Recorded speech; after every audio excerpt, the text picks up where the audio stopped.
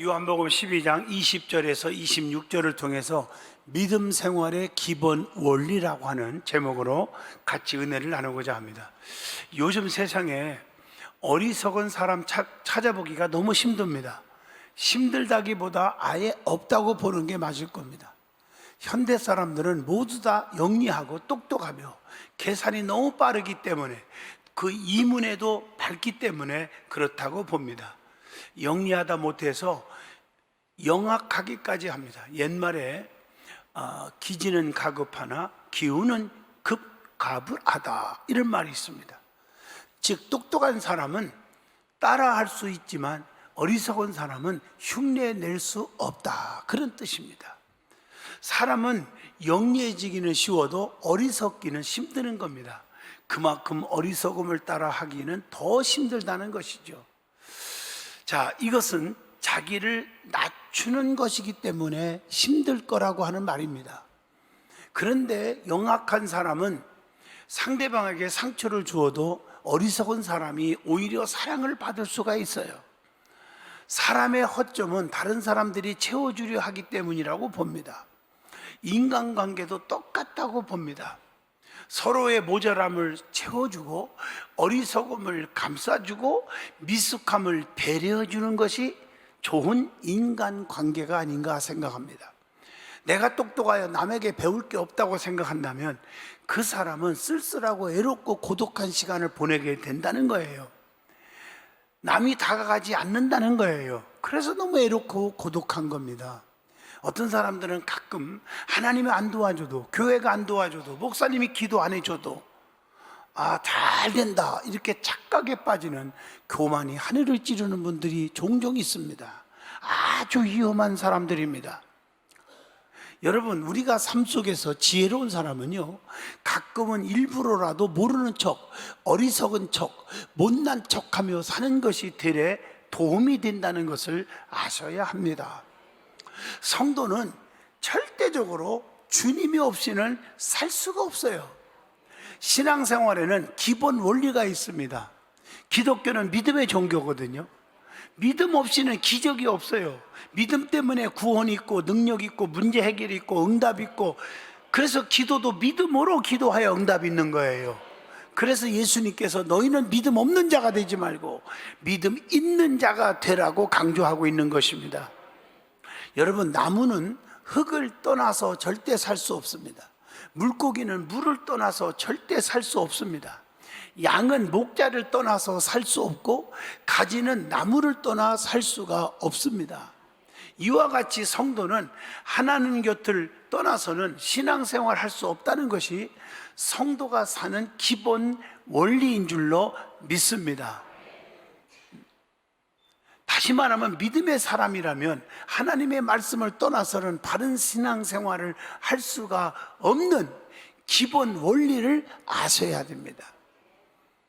그렇다면 하나님의 말씀을 통해서 올바른 신앙생활의 원리를 깨닫자는 거예요. 오늘 본문 말씀을 잘 보시면 명절에 예배하러 올라온 사람 중에 헬라 사람 몇 명이 있었다고 나옵니다. 그런데 그들이 갈릴리 벳세다 사람 빌립에게 가서 예수님을 뵙고자 간청을 합니다. 그게 오늘 본문 요한복음 12장 21절이죠. 안드레와 빌립이 예수께 질문합니다. 예수님은 뭐라고 대답합니까? 인자가 영광을 얻을 때가 왔도다, 이렇게 말씀을 합니다. 그게 오늘 본문 22절에서 23절의 말씀입니다. 그러면서 이렇게 말합니다. 하나리 미랄이 땅에 떨어져 썩어져야 많은 열매를 맺고, 또 자기 생명, 자기만 하지 말고 자기 생명을 미워하는 자는 자기 생명을 영생하도록 보존할 것이며, 또한 나를 따르고 섬기는 자라야 아버지께서 귀하게 여겨 주신다고 오늘 본문 요한복음 12장 24절에서 26절에 말씀하고 계십니다. 사랑하는 성도 여러분, 우리가 주님 없이도 살 수 있다고 생각하십니까? 저는 부흥회를 인도하러 다니면서 꼭 부르는 찬양이 있습니다. 한번 불러볼까요? 물을 떠난 고기는 혹시 산다 하여도 예수 떠난 심령은 사는 법이 없네요. 예수님 내 주여 내 중심에 오셔서 주님 한 분만으로 만족하옵니다. 아멘을 크게 했으니까 한 번 더 하겠습니다. 아침에는 예수로 눈을 뜨게 하시고 저녁에는 예수로 잠을 자게 하시네. 예수님 내 주여 내 중심에 오셔서 주님 한 분만으로 만족하옵나이다.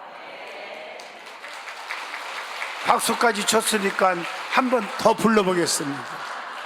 밖에 나가 일할 때 주님 감독하시고 집에 홀로 있을 때 주님 사랑하옵네.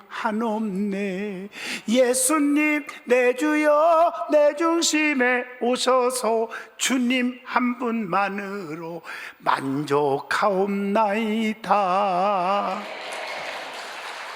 이렇게 또 아멘을 크게 하니 한 번 더 안 부를 수가 없잖아요. 동남풍아 불어라 서북풍아 불어라 가시밭에 백합화 예수 향기 날린다. 예수님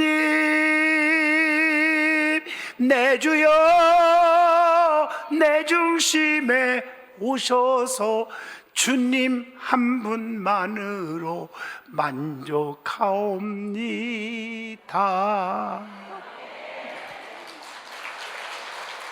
아무리 크게 아멘하고 박수를 크게 쳐도 이제 미천이 없어서 못 부릅니다. 한마디로 주님 없이는 살 수 없단 말이에요. 우리가 그 믿음 갖고 사시길 바라요. 오늘 본문을 통해서 주님께서 깊이 깨우쳐 주신 말씀 중심으로 믿음 생활의 기본 원리라 하는 제목으로 저와 여러분이 깊은 은혜를 받는 귀한 시간 되어지기를 축복합니다. 첫째 원리가 뭘까? 한 알이 밀알이 떨어져 죽어야 열매 맺는다가는 기본 원리입니다. 그게 오늘 본문 요한복음 12장 24절의 말씀입니다. 주님의 참제자는 자기를 부인하고 자기 십자가를 지고 주님만 쫓아가는, 그게 주님의 참제자라고 말합니다. 이 말은 무슨 얘기냐? 내가 죽어야 한다는 거예요. 혈기가 죽어야 돼요.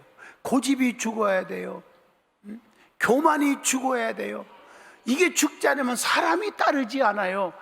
잠언서 16장 18절에 교만은 패망의 선봉이요 거만하면 넘어집의 앞잡이니라 이렇게 말하고 있습니다.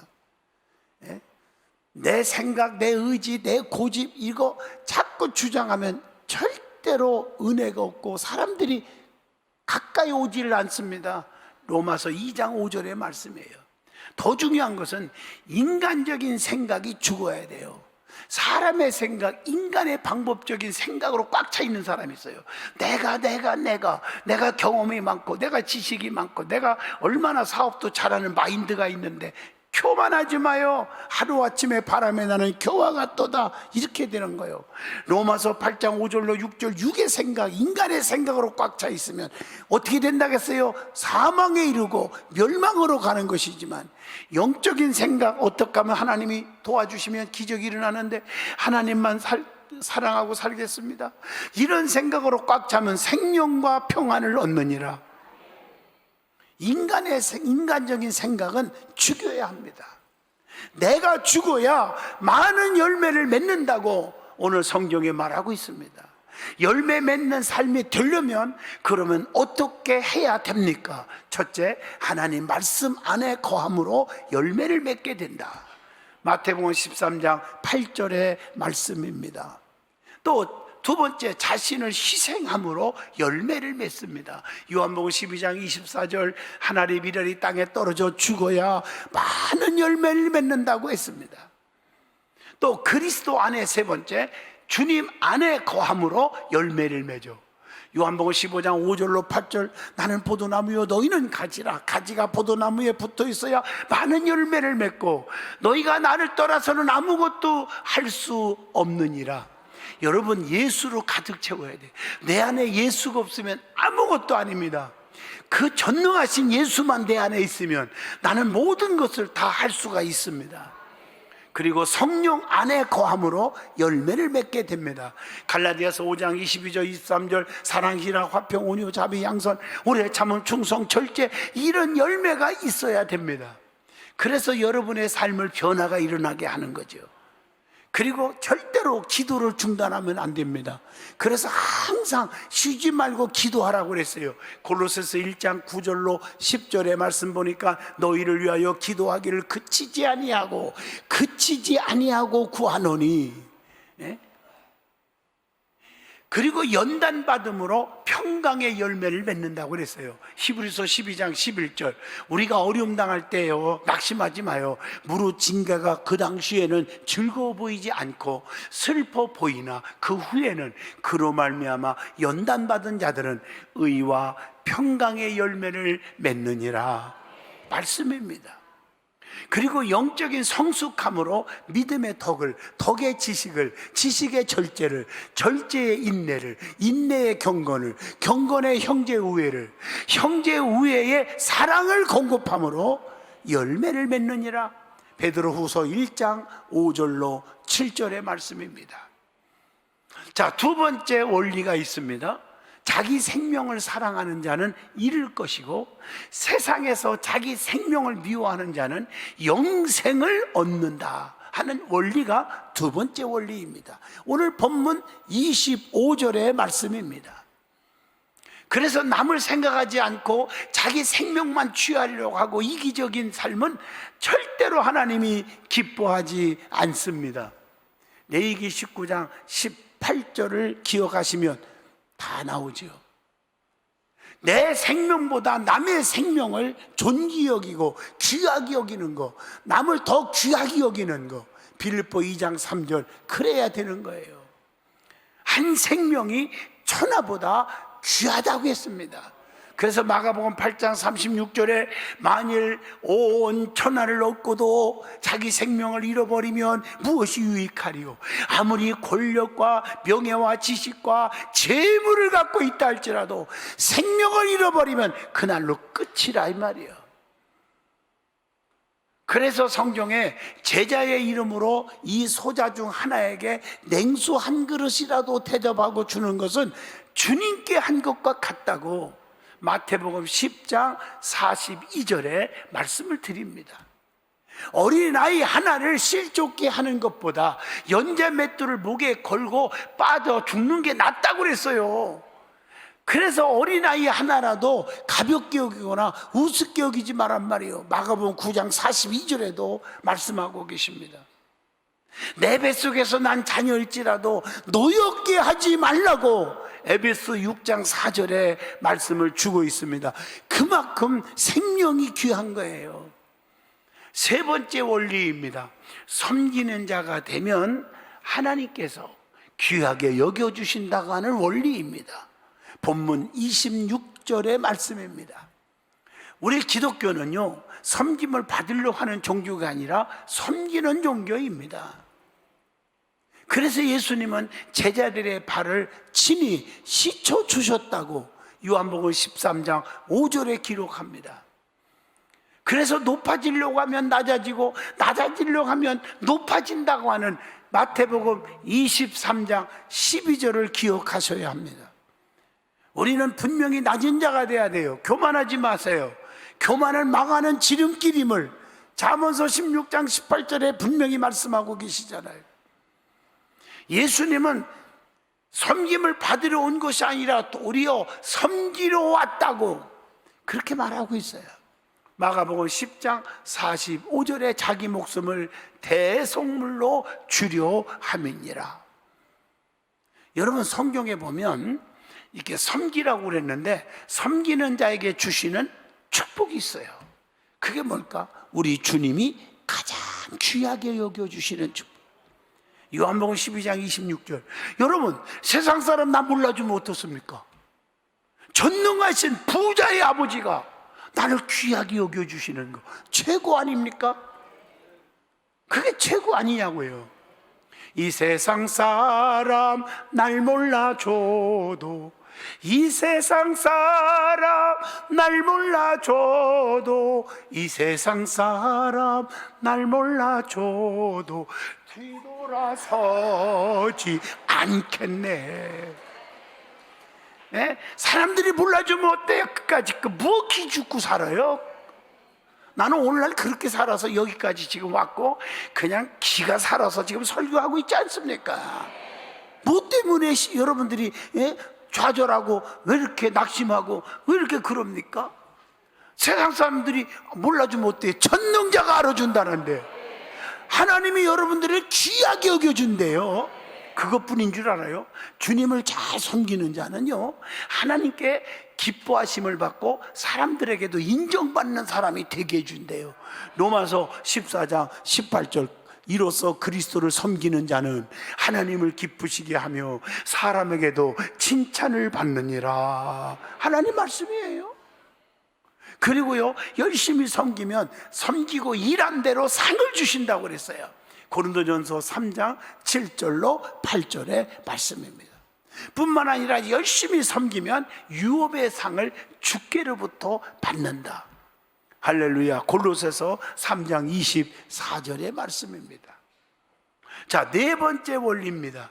주님 주면서 살아가면, 베풀면서 살아가면 넘치게 채워주시는 원리입니다. 누가복음 6장 38절의 말씀입니다. 주라, 주라, 주라, 주라. 그리하면 너에게 줄 것이니 곧 후이되어 누르고 흔들어서 넘치도록 너희에게 안겨주시리라. 하나님 말씀이에요. 손해볼 것 같죠? 아니에요. 하나님이 후이 눌러 넘치도록 안겨주신다네. 그래서 여러분, 남을 도와주는 생활이 몸에 배야 됩니다. 대접을 받고자 하는 자는 먼저 대접하라고 하는 게 성경 66권의 황금률이에요. 그게. 그래서 어려운 사람들을 물질로 도울 수 있기를 바라고요. 그래서 잠언서 19장 17절, 가난한 자를 불쌍히 여기는 것은 여호와께 구워드리는 것이니 그의 선행을 그에게 갚아주시리라. 하나님이 갚아주신다네요. 성경에 보세요. 또 아론과 훌 보세요. 모세도 주의 종이고 능력받은 종이지만 인간이기에 실수도 있고 인간이기에 팔이 내려오는 거예요. 그러니까 아멜렉이 이기고 이스라엘이 다 패망하는 거예요. 그때 아론과 훌이 양쪽에서 쫙 도왔어요. 쫙 도왔어요. 만약에 안 도왔으면 저도 죽고 모세도 죽고 백성들 다 죽었을 거예요. 근데 도왔더니 저도 살고 주의 종도 살고 백성도 또 다 살았어요. 출애굽기 17장 11절로 14절입니다. 그리고 우리는 사랑으로 도와줘야 돼요. 마태복음 5장 44절, 나는 너에게 이르노니 너희의 원수를 사랑하며 너희를 박해하는 자를 위하여 기도하라. 이렇게 말하고 있어요. 도와주는 자에게 흔들어 넘치도록 안겨주는 축복이 있다고 그랬죠. 누가복음 6장 38절 말씀에. 자, 다섯 번째 원리입니다. 심는 만큼 심는 대로 거두는 원리가 있어요. 그래서 갈라디아서 6장 7절에 사람이 무엇으로 심든지 그대로 거두리라. 시편 126편에 보면 울며 씨를 뿌리면 정령 기쁨으로 단을 거두고 돌아오게 되리라. 그래서 육체를 위해 심으면 썩어질 것을 거두고 성령을 위하여 심는 자는 성령으로부터 영생을 얻게 된다고 성경에 말하고 있어요. 그래서 우리는 육신적으로 심지 말고 성령으로 심으시기를 축복합니다. 자, 그래서 충성으로 심으면 또 더 많은 것을 맡겨주는 원리가 있어요. 마태복음 25장 23절, 착하고 충성된 종아, 네가 지극히 적은 일에 충성하였으면 더 많은 것을 네게 주며 네 주인의 즐거움에 참여할지어다. 더 많은 것을 맡겨주신대요. 또 하나 원리를 보면 성경의 원리는요 정확해요. 많이 심으면 많이 거두고 적게 심으면 적게 거두나니. 고린도후서 9장 6절의 말씀입니다.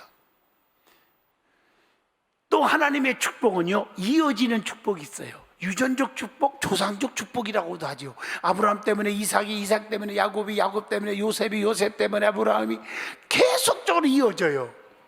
그래서 조상들이 믿음의 씨앗을 뿌리면 자손들이 그냥 받는 거예요. 저는 겸손하려고 말하는 게 아니라요, 솔직히 저는 축복받을 건덕지가 그렇게 많지가 않아요. 솔직히 성질도 개팍이고요. 그냥 참아서 그렇지, 뭐 참는 건 괜찮은 거고, 그렇잖아요. 그런데 내가 오늘날 이렇게 목사가 됐고 여러분 앞에 설 수가 있었고 전 세계에 복음을 전하러 다닐 수가 있었던 것도 우리 아버님 어머님이 눈물로 심었어. 장화 신고요 푹푹 빠져가는 길을 1시간씩 걸어서 새벽기도 한 번 안 빠졌고 종치고 말이야. 우리 아버지 그랬어요. 그러면서 자식들 위해서 얼마나 눈물로 기도했는지 아세요? 그 기도 심어놓은 것이 오늘날 내가 딱딱딱 받아 먹고 살아요. 우리 사모도 솔직히 얘기해서 한 5대인가 6대째 믿는 집안이에요. 옛날에 유아이대학교 뭐 김한란 박사님 뭐 같이 할머니가 활동하고 그런 집구석이라고요. 그 집구석에서 자손들이 잘 될 거 아니에요. 내가 얘기하는 집구석이 욕인 줄 알아. 집구석이 잘 되라 그러면 집구석구석 축복만 받으라. 그럼 집 구석구석에 바퀴벌레 나오면 썩었습니까? 해석을 잘하세요. 할렐루야. 여러분 틀림없습니다. 정말 지금 힘들어도요, 자녀들을 위해서, 가족들을 위해서 울며 씨를 뿌리고 울며 기도로 씨를 뿌리면 반드시 기적이 일어나는 날이 와요. 자자손손이 여러분 잘 안 되면 어떡할 거예요? 탈선하면 어떡할 거예요? 여러분 죽은 이후에도 자자손손이 잘 될 때 천국에서 기쁠 거 아니겠습니까? 나는 천국에 갔는데 자손들은 지옥에서 하고 고통받는 걸 볼 때 그거 어떻게 견디려고 그러십니까? 정신 바짝 차리고 믿음의 씨를 뿌리시기를 축복합니다. 그리고 성경에 보니까 온전한 11조를 하나님 앞에 심으면 아버지가 책임져 주신다는 거예요. 말라기 3장 10절 만군의 여호와가 이르노라 너희의 온전한 11조를 창고에 들여 너희 집에 나의 집에 양식이 있게 하고 그것으로 나를 시험하여 내가 하늘문을 확 열어놓고 너희에게 복을 쌓을 것이 없도록 붙지 아니하나 보라. 하늘문을 열고 복을 부어주신다는 거예요.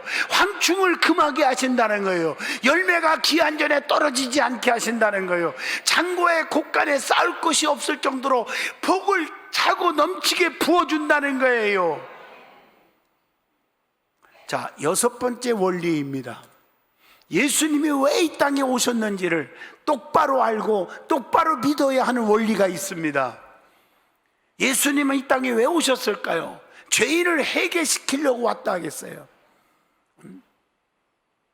마태복음 9장 13절에 의인을 부르는 것이 아니라 죄인을 해결시켜서 구원하기 위해서 오셨단 말이에요. 누가복음 5장 32절.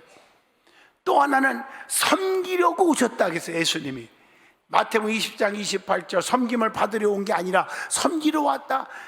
그래서 자기 목숨을 많은 사람의 대속물로 주려 함이니라.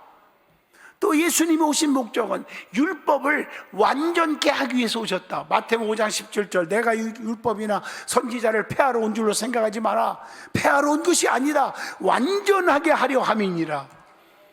또 예수님 오신 목적은 잃어버린 자를 찾아서 구원하려 오셨다겠어요. 누가복음 19장 10절 인자가 온 것은 잃어버린 자를 찾아 구원하려 함이니라. 또 예수님이 이 땅에 오신 것은 전도하기 위해서 오셨대요. 마가복음 1장 38절 다른 가까운 마을들로 가자 거기서도 전도하리니. 예수님은 쉴 새 없이 이 마을 저 마을 다니면서 전도했다고 그랬어요. 예수님도. 그리고 내가 이 땅에 온 것은 화평을 주러 온 줄로 생각하지 마라. 마태복음 10장 34절 화평이 아니라 검을 주러 왔느라. 요즘에 악의 세력 사탄 마귀 귀신 사마귀 이것들이 판을 치고 있어요. 우리 신앙생활 제대로 못하도록 정말 할 수 없도록 방해하고 있는 마귀들을 때려 부술 수 있는 그냥 검을 주러 왔다고 그랬어요. 내가 너에게 뱀과 전갈을 짓밟을 수 있는 권세를 주신다. 그 말이 그 말씀이에요. 성령을 줄 테니 성령을 받으라는 거예요. 그리고 불을 던지러 오셨다. 누가복음 12장 49절에 예수님이 오신 목적을 말씀하고 계십니다. 그리고 자기 목숨을 많은 사람의 대속물로 주려고 오셨다고 하는 마가복음 10장 45절을 기억하시기를 바랍니다. 또 예수님이 오신 목적은 심판하시려고 오셨다. 요한복음 9장 39절입니다. 또 진리에 대하여 바르게 증거하기 위해 오셨다. 요한복음 18장 37절. 또 평안의 복음을 전하시려고 주님이 오셨대요. 요한복음 14장 17절 보면 내가 너희에게 평안을 끼치노니 나의 평안을 너희에게 주노라. 내가 너희에게 주는 평안은 세상이 주는 것 같지 않다. 너희는 마음에 근심하지도 말고 두려워하지도 마라. 세상에서 주는 평안은요 잠시뿐이에요. 기쁘고 시다거리고 놀아나고 그거 좋아하지 마세요. 얼마 안 가요. 사람은요 달면 삼키고 없으면 뱉어버요.